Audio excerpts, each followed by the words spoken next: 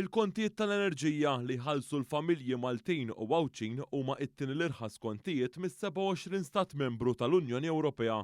Dan ħareġ minn studju minn esperti fil-qasam tal-enerġija minn diversi pajjiżi Ewropej bl-isem ta' Household Energy Price Index for Europe li ġie ippubblikat dan ix-xahar u juri s-sitwazzjoni tal-kontijiet tal-enerġija fix-xahar ta' Lulju. L-istudju juri kif il-kontijiet tad-dawl f'pajjiżna għandhom rata 12 euro u 23 ċenteżmu għal kull kilowatt fis-sija. Hawnhekk ir-rata ta' pajjiżna hija inqas sew mir-rata medja tal-pajjiżi tal-Unjoni Ewropea. Dan hekk kif ir-rata hawnhekk hija ta' 28 euro u 45 ċenteżmu għal kull kilowatt fis-sija. B'hekk il-familji Ewropej iħallsu iżjed mid-doppju ta' dak li jħallsu l-familji Maltin u Għawċin. Dan hekk kif il-familji Ewropej iħallsu iżjed minn 16 euro għal kull kilowatt fis-sija fil-kontijiet ta' enerġija tagħhom. L-unika stat membru tal-Unjoni Ewropea li għandu kontijiet tad-dawl irħas minn dak ta' Malta huwa l-Ungerija. Pajjiżi oħra li għandhom fost l-irħas kontijiet iżda ogħla mill-kontijiet tad-dawl tal-familji Maltin huma l-Kroazja, il-Bulgarija u r-Rumanija. Dan fil-waqt li l-ogħla kontijiet tad-dawl fl-Istati Membri tal-Unjoni Ewropea huma id-Danimarka, l-Italja, l-Olanda, ir-Repubblika Ċeka u l-Belġju. Minn dan l-istudju ħareġ ukoll kif il-kontijiet tad-dawl fir-Renju Unit huma l-ogħla fil-kontinent Ewropew.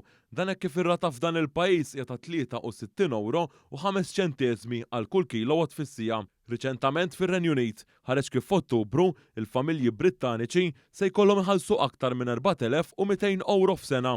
Barra minn hekk dan mistenni jola hekk kif Jannar fl-eqqel tax-xitwa il-kontijiet tad-dawl fir-Renju Unit mistennija jilħqu kważi 6,000 euro. Analisti finanzjarji qed jinnutaw kif dan se jwassal biex aktar nies fir-Renju Unit se jaqgħu taħt dak imsejjaħ bħala energy poverty.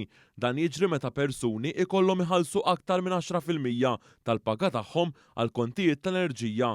Din is-sitwazzjoni li qed tiġri kawża tal-invażjoni Russa fl-Ukrajna hekk kif ir-Russja qed taqta' il-provvista tal-gass fl-Ewropa se twassal biex il-familji fix-xitwa se jagħżlu jsaħħnu djarhom jew inkella jixtru affarijiet bażiċi bħall-ikel. Dan l-istess rapport osserva wkoll li matul ix-xahar li għadda fil-maġġoranza tal-pajjiżi tal-Unjoni Ewropea kien hemm żieda fil-kontijiet ta' enerġija tal-familji Ewropej.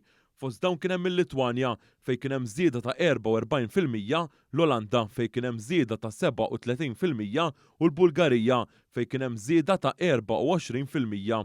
Is-sitwazzjoni hija differenti f'Malta, hekk kif hija waħda minn ftit pajjiżi fejn ma kien hemm l-ebda żieda fil-kontijiet tad-dawl f'dan ix-xahar imsemmi. Dan grazzi għal Gvern Malti li qed jilqa' għal pis taż-żieda fil-prezzijiet tal-enerġija u tal-fuels. Skont l-aħħar ċifri tal-Uffiċċju Nazzjonali tal-Istatistika l-NSO ħareġ kif fl-ewwel 7 xhur ta' din is-sena il-Gvern investa aktar minn 30 miljun euro f'miżuri ta' sostenn fil-qasam tal-enerġija u aktar minn 7 miljun euro sabiex iżomm il-prezz tal-fuel stabbli.